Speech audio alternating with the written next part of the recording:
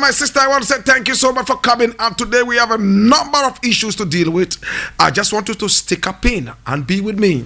Remember, in this segment, we normally wouldn't want to criticize, but if we must criticize, we will only criticize to build and not to destroy. It is all in the service of God and country, for the development of our people, our continent, our land. This is the Black Pot, aka Kuku Shudomo. And you can join me live right now on Facebook. And our Facebook page is Xylophone 102.1 FM. Our YouTube page, where we are also streaming live, is Xylophone Media. And in both cases, Xylophone is spelled ZYLOFON. That is ZYLOFON. We are also live on Xylophone TV, which you can get on satellite all over the world. Xylophone TV. My brother, my sister, time now to get the action started. Now I'm taking my very first reading, my brother, my sister, from Graphic Online. And this is a national communicator. And this one was published today, the 17th of November, 2021. It was published at 8:30 this morning. Written, oh my God, and published on the website of Graphic Online. It says, Ghana Water Company goes after defaulters. Ghana Water Company goes after defaulters.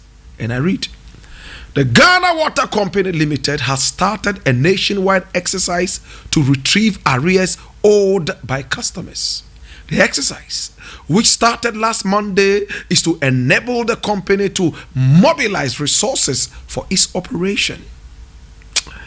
In a statement signed by the chief manager in charge of public relations and communications, Mr. Stanley Marte, and issued in Accra, the GWC, that's the Ghana Water Company Limited, said disconnection teams had been set up at the various regions and district offices to disconnect all categories of customers whose bills are in arrears. Apart from disconnecting defaulters, the task force would check illegal connections, self-reconnections, and the use of inline booster pumps at customer premises, the statement said. All persons found to be engaged in such criminal activities shall be handed over to the police for prosecution, the statement added. My brother, my sister, is it not a shame that in a country people have to be chased to be responsible? This is water. To be able to provide water, the single most important commodity that we have in the world. The water company has to fight tooth and nail to make water run through your pipes. In a country where water is a big problem, in so many areas in the Volta region, the northern region, and some other regions in this country, human beings fight with animals over access to water. The water human beings drink is the same water cows and goats and even fowls drink. In some areas, my brother, my sister, guinea worm that they have been trying to eradicate all this while has only been an illusion. Typhoid fever is all over the place. Waterborne diseases are striking people every now and then. And if the Ghana Water Company Limited, a company which used to be called Ghana Water and Sewerage Corporation, is doing what it can to provide water to you, and you do not pay for the water, then you are irresponsible. Now, research shows that people who do not pay their taxes, people who are so irresponsible when it comes to things like paying their bills, they are those who make the worst noise when it comes to criticizing the government. The water that is flowing in your pipe, you know that it has to be purified. The water that flows through your pipe, you know that gadgets and equipment are needed to be able to process the water, purify it, and let it run through your taps in the comfort of your homes. When there's no water coming through, you make all the noise. When the nation does what it can to provide you with water, you don't pay bills. Some people even sell the water that comes through their tap. They make money out of that. Yet when it comes to paying bills, they don't pay. Ghana has one of the least water bills in the world. Ghana. The water that we drink has been subsidized so much so that it is one of the lowest in the world. How many people have water running through their taps, and at the end of the month you go to pay water bill and you are charged only 7 cedis, 10 Ghana cedis, 15 Ghana cedis, $2, $3? That is how much you pay. A lot of us. And if you are paying this low, heavily subsidized water, and you still don't pay your bills, I don't know which planet you are coming from. To make it worse, some people are engaged in illegal connection. They are too wise to pay bills. There are some areas you go to, and they pride themselves in the fact that they don't pay bills to the government. They are above the law. That they are masters when it comes to illegal connection. And they are even moving from house to house, advertising themselves as illegal connection engineers. They connect you illegally and take money from you for helping you to commit a crime. How can the country grow? My brother, my sister, all over Accra, especially in the slums, how many people pay electricity bill? How many people pay water bill? Yet these are the people who are all in a hurry to run away to America. Let a ship come to Labadi Beach and say that, listen, those who want to go to America should come, even if it means selling everything they have, including the fish in the sea. They will sell everything from Jamestown through Choco, all the way. They will sell all the fish to sit in the ship and go to America. Can you live in America without paying water bill? Can you live in England without paying electricity bill? Can you live in America without paying gas bill? That's for heating. If those countries are supposedly called developed countries, it's all because of the taxes you pay. It's all because of you being responsible. But when you live in a country where people think it is smartness to do illegal connection, when you live in a country where people think that, oh, to pay to the government is an insult to them. My brother, even free water, rainwater, that drops from the sky, you would have to move out of your room, carry a bucket, and put that under the roof so you can get it. You have to make a move. Why would you not pay water bill? Why would you not pay electricity bill? How would the country grow when a chunk of the people refuse to be responsible? How do you feel when I pay my bills? That will be used to provide more water and electricity, and you don't pay. You are being a thief. And these are the people who are first in the church every Sunday. These are the people who are the first in the mosque every Friday. They claim they love Allah. At the mosque, they will give coins to beggars. Yet, what is most important? Paying their bills as responsible citizens. No, they would not do it. Which Allah are you worshiping? You are in church every Sunday, yet you connected electricity illegally to iron your shirts to church. The tea you drank in the morning before church, You have to use a heater from the electricity. The water you bathed in the morning before going to church, you got that from the water company. You don't pay your bills. Are you a human being? And some people flimsily tell everybody, oh, even when we pay our bills, the government, the leaders will just squander the money. That is not for you to say. If you don't pay your bills, you have no moral right to criticize any government. It's when you do what is needful, it's when you are responsible, that you can call another person irresponsible. How can you refuse to pay your water bill, your electricity bill, yet you have the guts to moralize it on the government in power, that the government is corrupt, when you are the first corrupt person?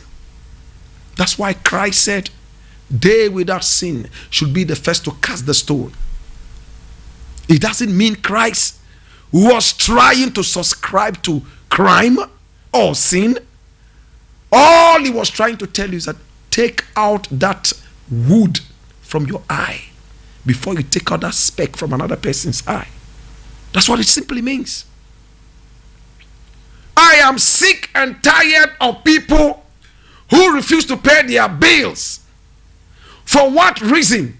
A team has to go around and be paid with the taxpayers' money to disconnect you for your irresponsible life. And the moment they disconnect you, they will leave and you will reconnect yourself and enjoy free illegal water and electricity. Where are we going in this country? Today, I did not intend to look at this thing for too long. My brother, as I keep telling the youth every time, it is for you to be responsible, so you can call the leaders irresponsible when they are not doing the right thing. But you cannot be irresponsible and call another person irresponsible. It's a case of the kettle calling the pot black. Think about that, my brother. If you know that you have done illegal connection in Nima, on Friday when you go to mosque, you are praying in vain. You are praying to Satan. If you know that you have connected water illegally, the same water you use for your ablution, you are praying to the devil. Your prayer will not be accepted. You are a thief. And God does not like thieves. If you know you are in Nima and Shaiman, illegal connection, whether electricity or water, you know that you are worshiping the devil and not God.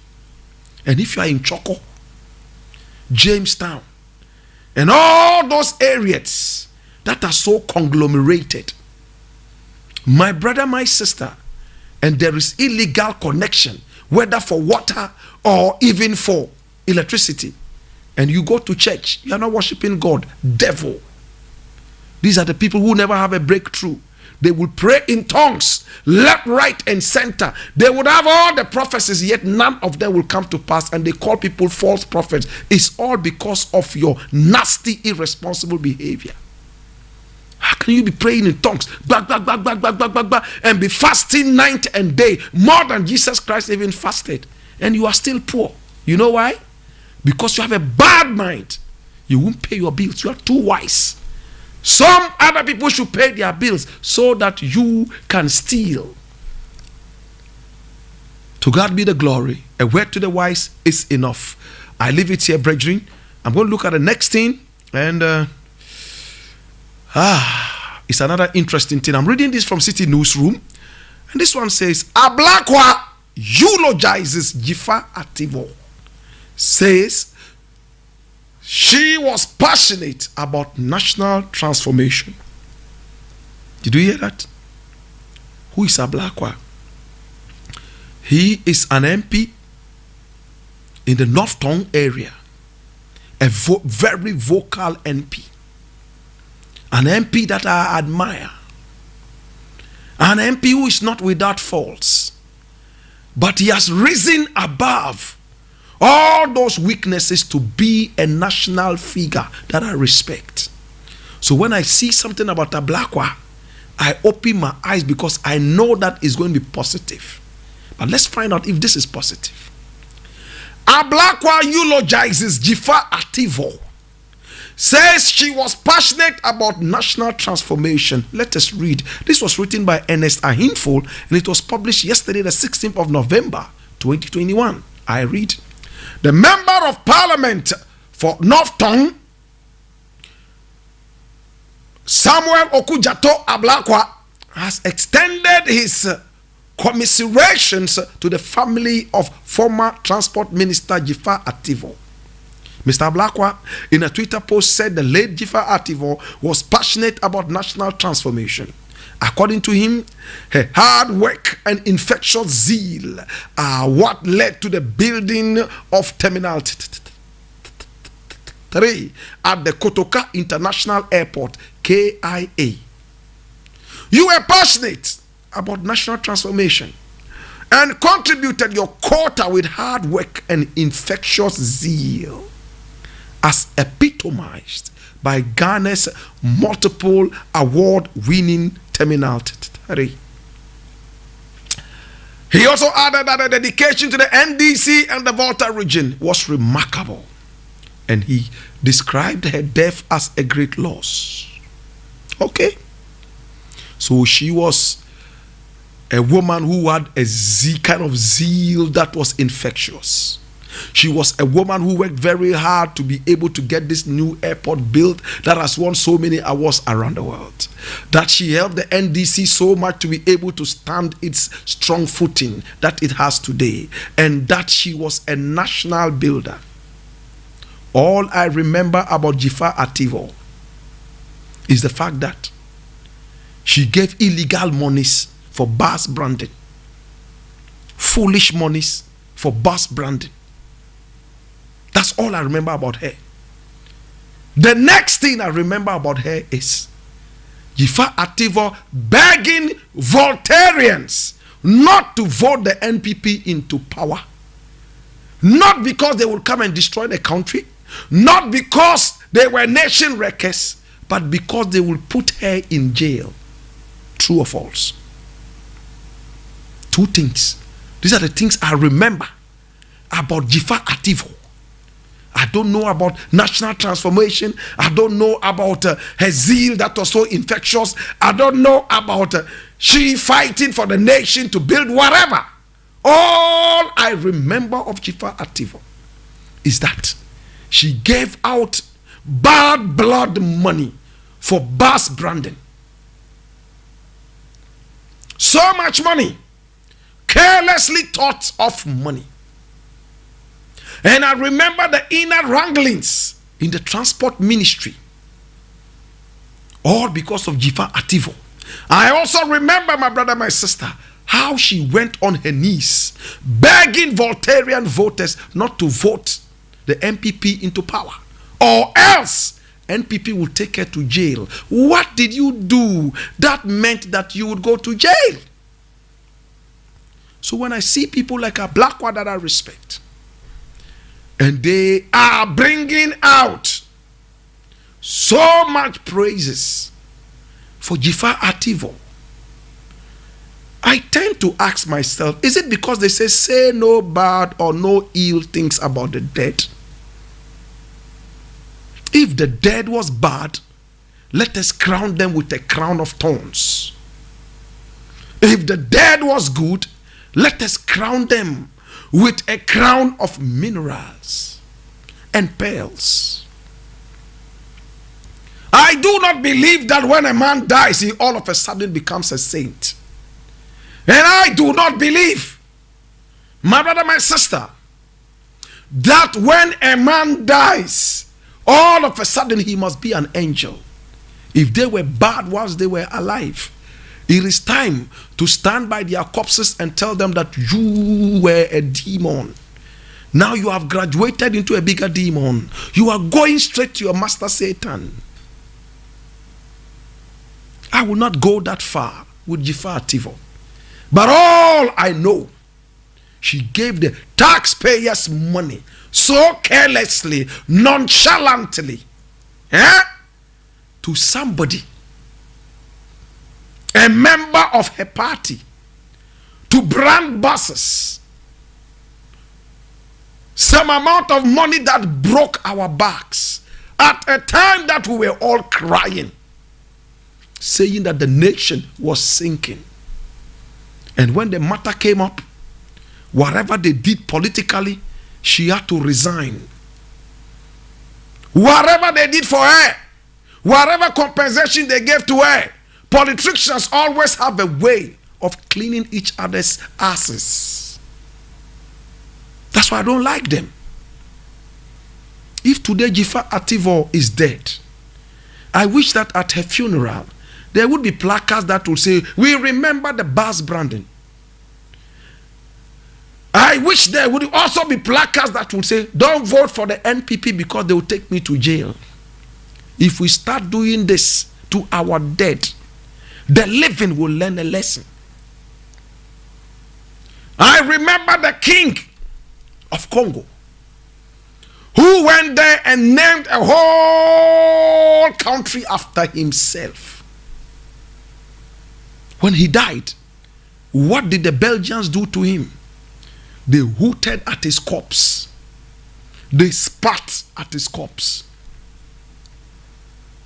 In some countries, I hear even in Ghana, the army, when you commit suicide, what do? All your benefits, it doesn't matter how many years you serve the army. It could be 1 million years. Nothing in terms of benefits will be paid to you or to any members of your family. You could have 1 million children. They will all die. Nobody will give them anything. And to make it worse, if they get the opportunity, they will lash the corpse. Sometimes they even take the boots of the corpse, the uniform of the corpse, and they jail the uniform in their guard rooms, whatever it is they do. What is the meaning of that? It's supposed to let the living understand that these are cowards. As a soldier, you must stand firm in cold and in heat. You must stand firm whether it is hard or soft, whether it is raining or it is dry.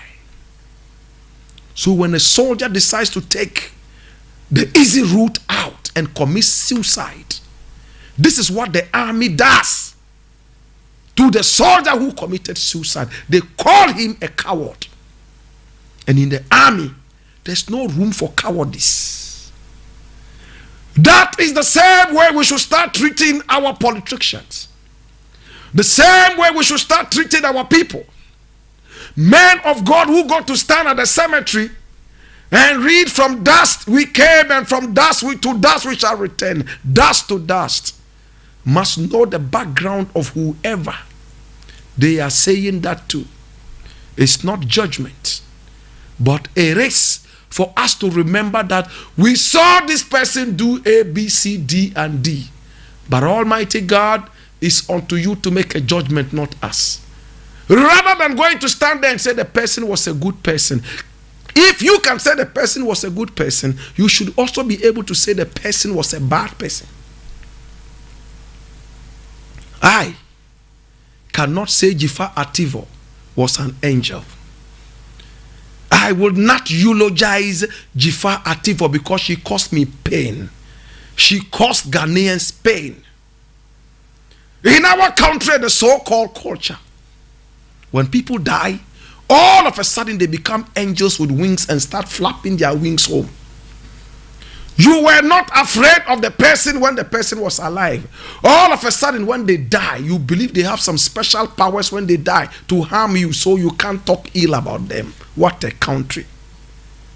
I would stand on your corpse, spit on your corpse, insult your corpse, your corpse's corpse. I would insult over and over to the umpteenth time. There's nothing you can do.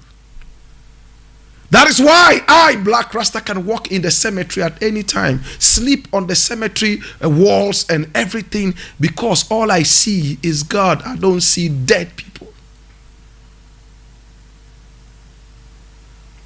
It's about time, my brother, my sister, we sat down to analyze all these things. There's not been a single funeral that I go to and people say one bad thing about the dead. Everybody is heaving and showering good things, and you wonder. I remember a funeral that I attended some 20 years back. The funeral of a teacher of one of the schools I attended, name withheld. This teacher was a demon. He whipped us as if we were animals. Nobody liked this teacher in the school. And when this demon died finally, we were all forced as students to go to the funeral and pretend to be crying. In fact, not one student cried. We all were sitting there waiting to be told to go back to school. And when the priest finally came and started reading, we all started laughing, even as children. He was a great man. He did this, he did that, he did that. Then you turn around to look at each other and say, are they mistaken? Is this the man they are talking about? That all the students loved him because he was kind to them? Which of the students? My brother, my sister, it's time to call a spade, whether dead or alive. I leave it here. Yifa Ativo, rest in peace. You are dead and you are flying home. Wherever it is, we shall not pronounce judgment on you. But we remember the Bas Brandon. You gave us pain. We remember the nonchalant behavior of paying money for Bas Brandon, which caused you to resign. We also remember you telling Voltarians to vote for you so that you will not go to jail. Go with that. Demrifadue, I'll leave it here. Another thing I want to look at, my brother, my sister, is the budget today. There was a budget reading today, right? All right. So I'm taking this from Peace FM Online, and it says, no more road tolls. Electronic transactions levy to pay for roads. And that's Finance Minister saying that. I read. Government has scrapped the amount of money being paid by motorists as tolls on public roads in the country. This should come as a relief for road vehicle users, given the heavy vehicular traffic, lengthened travel time, and ineffective revenue collection in tolling points on our public roads. This was announced by the Minister for Finance, Ken Oforiatta, in his presentation of the 2022 budget statement and economic policy to Parliament on Wednesday, that's today, November 17, 2021. Explaining the rationale behind the scrapping of the road tolls, the minister said the revenue that accrues to the state for the construction and maintenance of roads is inadequate, and hence the government has to look elsewhere to equitably generate revenues for the construction and maintenance of our roads. In his own words, he said, over the years, the tolling points have led to heavy traffic on our roads and lengthened travel time from one place to another, impacting negatively on time and productivity. The congestion generated at the tolling points, besides creating these inconveniences, also leads to pollution and in and around those vicinities. To address these challenges, the government has abolished all tolls on public roads and bridges. This takes effect immediately after the budget is approved. The toll collection personnel will be reassigned. The expected impact on productivity and reduced environmental pollution would more than offset the revenue forgone by removing the tolls, he added. Of course, when taxes are brought down or scraped off, we all are happy. Nobody wants to pay taxes.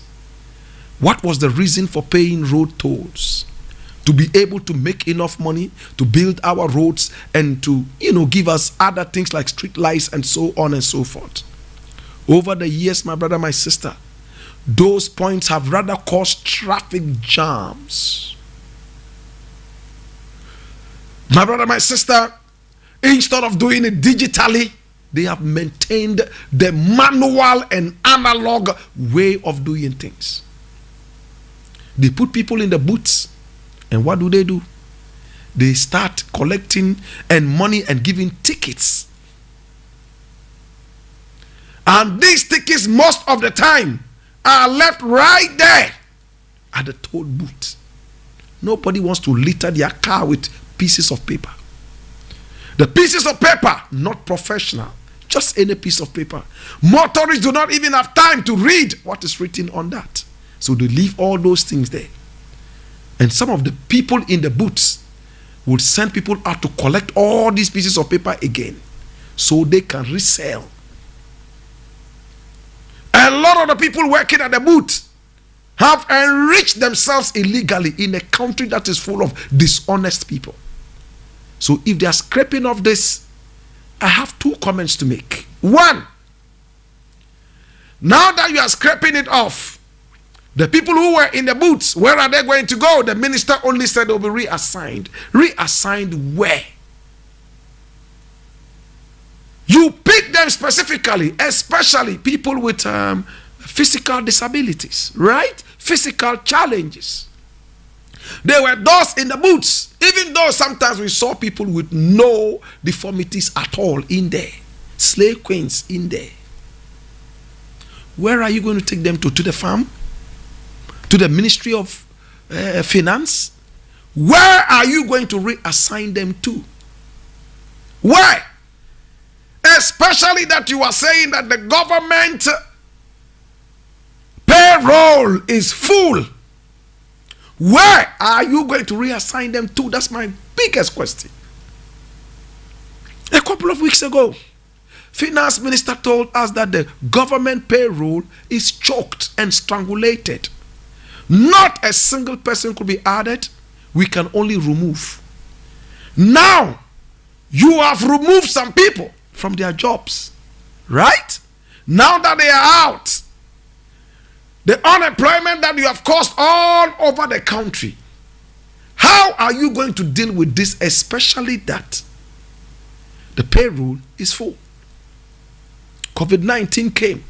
It killed a lot of us. Yet, the payroll never reduced. Why? Those who died from COVID-19, were they all unemployed? Do you want me to repeat it?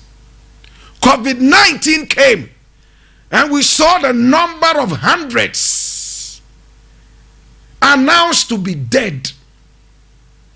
Yet, the payroll never was empty for other people, never made any space for other people. No dead person in the payroll was removed. Or were they all unemployed? Now you have caused more unemployment. And you said that they are going to be reassigned to where? You haven't created any new jobs. The payroll is still very, very much strangulated. Where are you going to send them to? Afghanistan? Where are you reassigning them to? Mali? That's the question. Finance Minister comes to tell us payroll is choked. So any other person without a job must find his own employment. Whether you have the know-how or not, be an entrepreneur. Now, the same Finance Minister says, all those who were in the toll booths all over the country, unemployment has happened in a tsunami attack. The tsunami that has affected them, that you will reassign them. Oh, maybe they will find a way of paying them without making them work. After all, they have a track record of that. There's a CEO of a Qatar seaport where there is no seaport, and he's been paid for all these years. When it comes to conjuring money to pay people to sleep, they know how to do that. Number two, apart from asking you where you are going to reassign them to, especially that you have an overbloated payroll, government payroll. The second question is this: What are you going to do now? Is it going to be free? All over the world, I haven't seen a country that does not take toll booths, fees. I'm talking about the tolls, but they do it wisely. Digital. I go to England, it is done. I was in Holland, I paid tolls, road tolls, all the way from Holland through Belgium into Paris in France. I went by road. I paid. But in all the cases, you would have to pay digitally. Not one man would stand there and take your money and give you change. No, sir. When are we going to reach that level? Why are we always behind? These are taxes that make sense. Road tolls all over the world, they are done. You bring us taxes that do not make sense. You take a tax that makes sense and bring us a tax that does not make sense at all. Taxes that will kill us. Road toll, 1 Ghana, you pay. They take the 1 Ghana out and bring you a tax that is 100 Ghana cedis. You quiet and I say you buy. That's what I'm asking.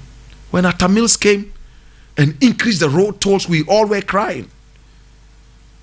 All of us were crying. Those of us who could avoid using the areas that are the road tolls, we did. But with time, we were able to force ourselves to adapt to that pain. Now you have come to relieve us of that pain. Are you going to behave like mice or rats? You blow air when it's cooling, then you bite deeper. I leave it here. My brother, my sister, next thing I want us to look at is this. It's still about the budget. And this I'm reading from Peace FM Online, was published today, Wednesday, the 17th day of November 2021. And it says, we have turned the economy around. And this is Ken Ofori-Atta. That is the finance minister. He says, we have turned the economy around. I read. Finance Minister Ken Ofori-Atta has averred that the governing New Patriotic Party was able to stabilize the economy during the outbreak of the global coronavirus pandemic. According to him, between January 2017 and March 2020, the local economy witnessed a turnaround from its wobbling state. Presenting the 2022 budget before Parliament on Wednesday, November 17, 2021, the finance minister said the economy has been put on the path of fiscal stability. He said, Mr. Speaker, we know we can get the job done. It is well known that prior to the pandemic, we have stabilized and turned around the economy between January 2017 and March 2020. We had reversed the worrying economic trend, and we inherited and placed the country on a path of fiscal stability and growth. We doubled the economic growth rate from 3.4% to an average of 7% between that period. It is undisputed that we brought down the fiscal deficit below the 5% threshold. We improved our gross international reserves from 4.9 billion US dollars, that's in 2.8 months of imports, to 9.9 billion for 4.7 months of imports. We provided free SHS for 1.2 million Ghanaian students, he added. So you heard it. Somebody on the cocoa farm certainly won't understand this. Somebody like me walking on the streets would not understand this. But we're going to try to speak to this. My brother, my sister, our granny form, has the economy been turned around? These people are comedians, and it hurts me. I try as much as possible to keep the language as mild as possible. But when I see some of these things, adrenaline comes into play. And if I'm not careful, I will say things that I will regret later. My brother, listen to a finance minister. He says that they have turned the economy around and is bringing bullshit facts. Yeah. National what, 2.3 this and macroeconomy and blah, blah, blah, blah, boom, boom, boom, boom. The long and short of it all is that we have gone back to HIPIC. That's the bottom line. We are back into HIPIC. Ghana is part of 34 countries. The IMF and the World Bank have earmarked and lumped up into a group known as the heavily indebted poor countries, HIPC. No more HIPIC. Heavily indebted poor countries. 34 of us.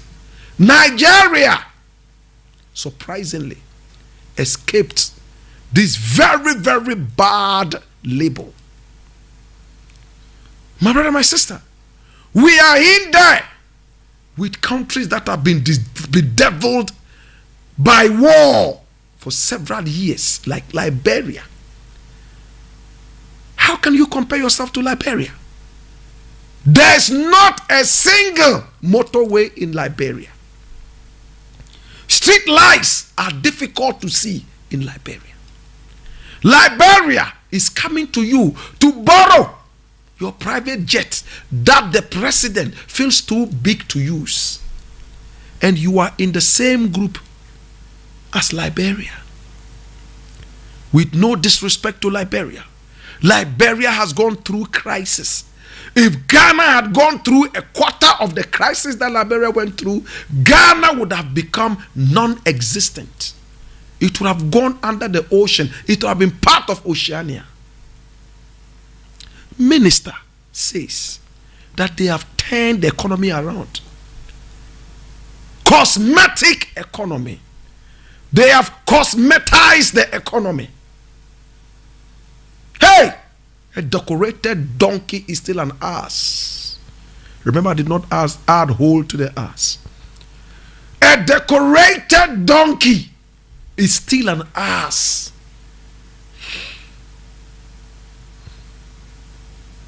Ha! When you go around borrowing your friend's clothes, we call that borrower. You come out and you look good on social media because you borrowed your friend's latest shoes and latest whatever to wear. Remember, when you return, you shall go to your bed naked because you would have to give out all that. These are the people who finally end up on radio 10, 15 years later, begging people for money to go and fix their eye problems and their heart issues because they did not make money whilst the sun was shining. You know why? They lived a pretentious life. They lived a cosmetized life. That's what Ghana is going through. Cosmetic economy. You have borrowed so much that the IMF is begging you, please. You have an old president. When is he going to pay this money? And you Africans, we know you. You come and borrow all this money and die and go away. And those coming to pay will now tell us to forgive them their debts. Whilst everybody in the world is forgive us our trespasses as we forgive those who trespass against us. Africans are going to the World Bank and the IMF and all they are saying is forgive us our debts because we are useless and stupid. Our leaders were nothing but old fools who came here and borrowed without sense. So forgive us our debts and forgive us our all. That's the prayer. Are you not tired of running to the World Bank and the IMF with your tails between your legs, asking them to forgive you your debts so irresponsibly? You have gone to collect it, you have eaten. Your stomach is big.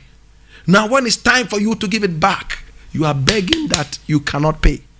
Are you not irresponsible? Finance minister said they turned the economy around. Yet we are lumped up with Liberia and all those countries in HIPIC. It used to be highly indebted.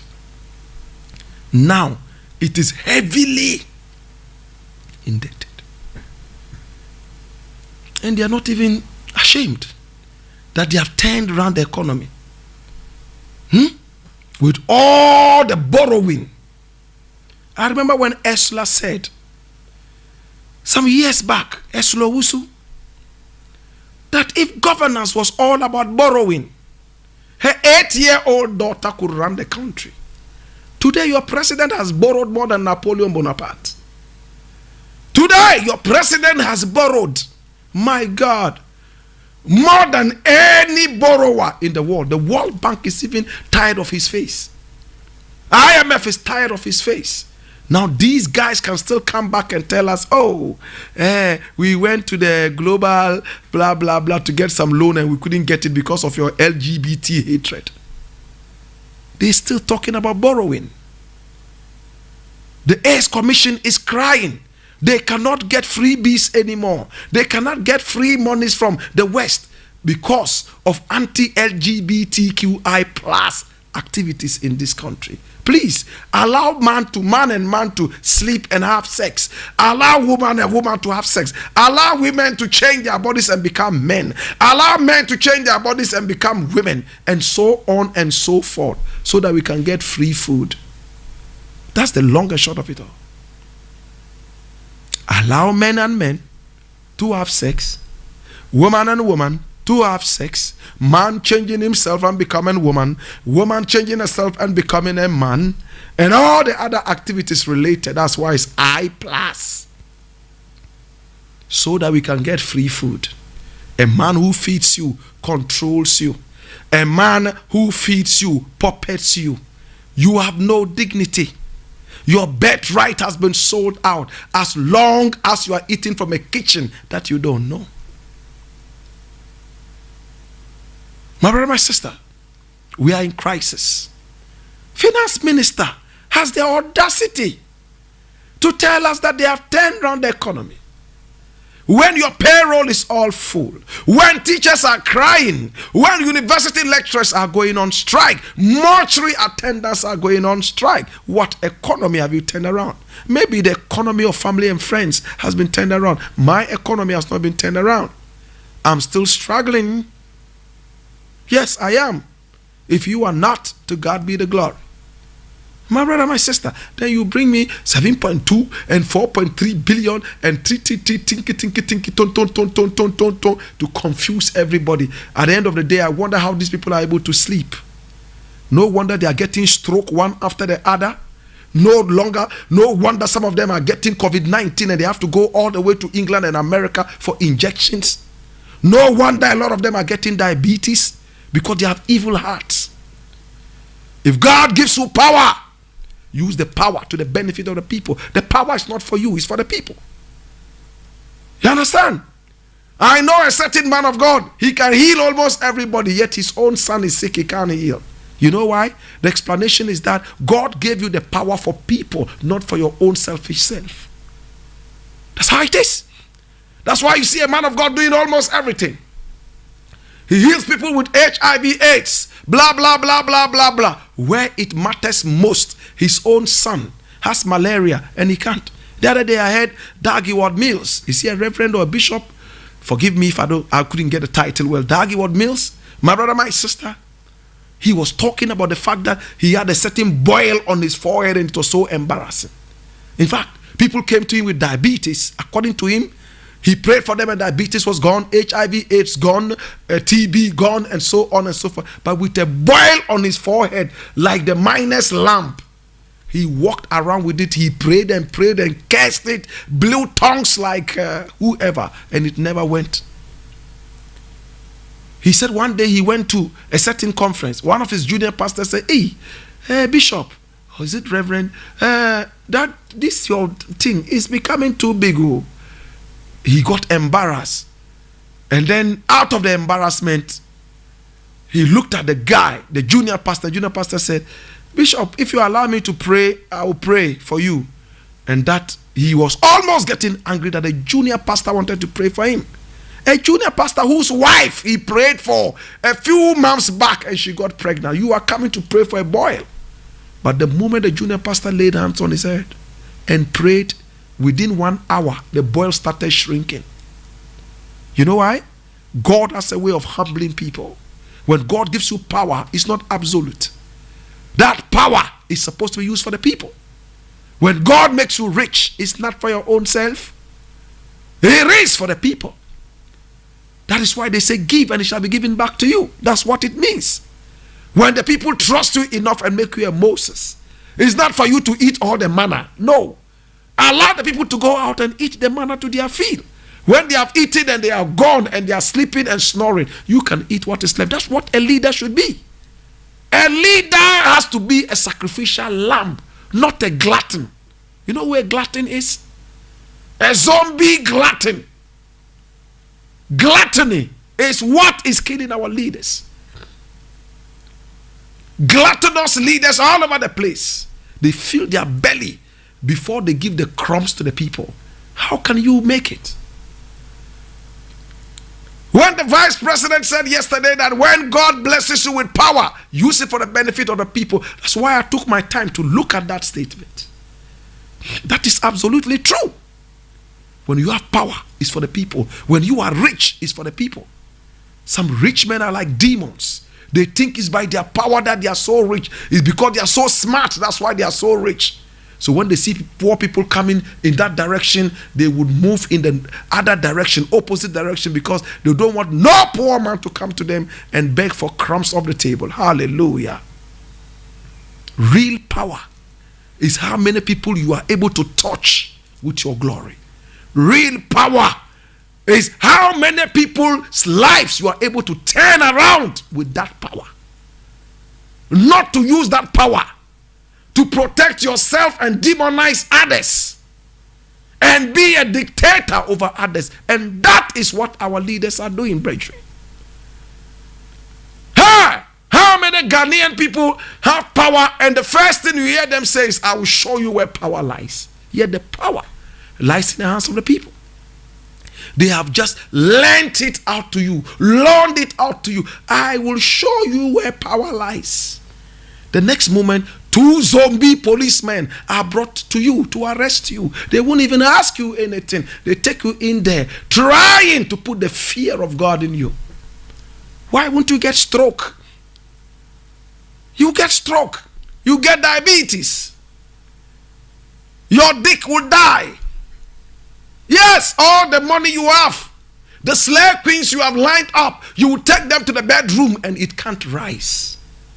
You would move from place to place trying to sort yourself out. All the money would be spent back. God has a way of taking the money back because you are wicked. He gave it to you so you can use it in the service of the people. But you hoard it and sit on it like a man on a high horse. He will bring you down from that high horse. Our politicians don't see that. It's time for them to loot and to steal.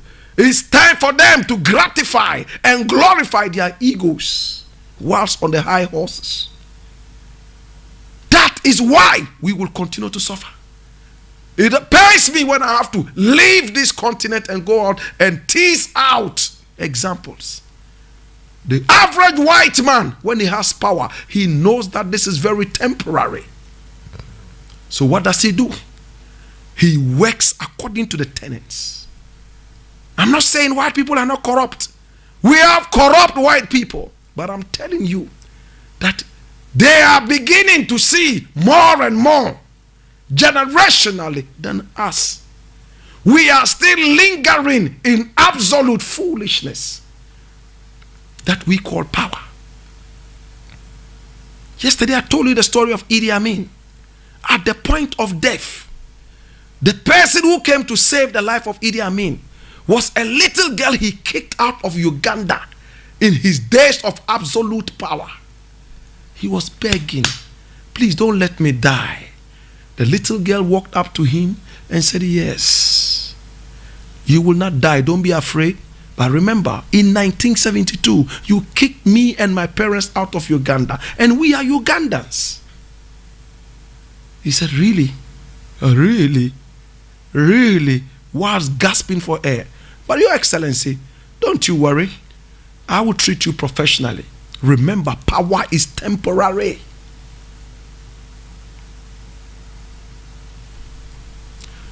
I leave it here, my brother, my sister, and I want to say thank you so much for coming on the show. I thank you. I appreciate you.